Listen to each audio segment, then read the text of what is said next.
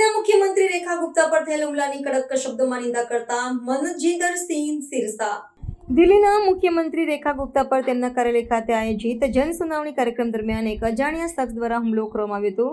આ ઘટના ત્યારે બની જ્યારે મુખ્યમંત્રી લોકોની ફરિયાદો સાંભળી રહ્યા હતા। હુમલા બાદ તરત જ સુરક્ષાકર્મીઓએ આરોપીને પકડી લીધો હતો અને દિલ્હી પોલીસ દ્વારા તેની પૂછપરછ કરવામાં આવી રહી છે। આ બનાવને કારણે રાજકીય વર્તુળોમાં ગંભીર પ્રતિક્રિયાઓ જોવા મળી છે।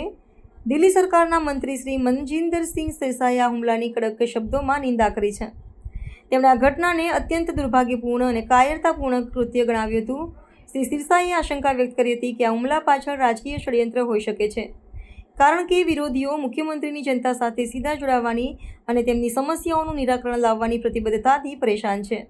તેમણે ઉમેર્યું કે પોલીસ આ મામલે તપાસ કરી રહી છે અને સત્ય ટૂંક સમયમાં બહાર આવશે।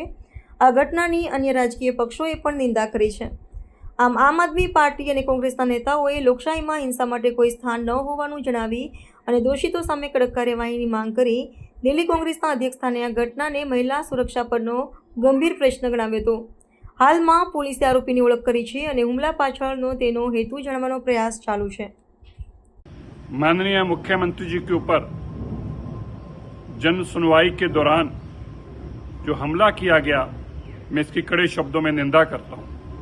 माननीय मुख्यमंत्री जी दिल्ली की रात दिन चिंता करती हैं और यही विरोधियों की साजिशें हैं। उनसे ये बर्दाश्त नहीं होता कि एक मुख्यमंत्री कितने घंटे पब्लिक के बीच में रहता है, जनता को आमतौर पर मिलते हैं, अपने निवास स्थान पर जिसका दिल करता हो आके मिल सकता है।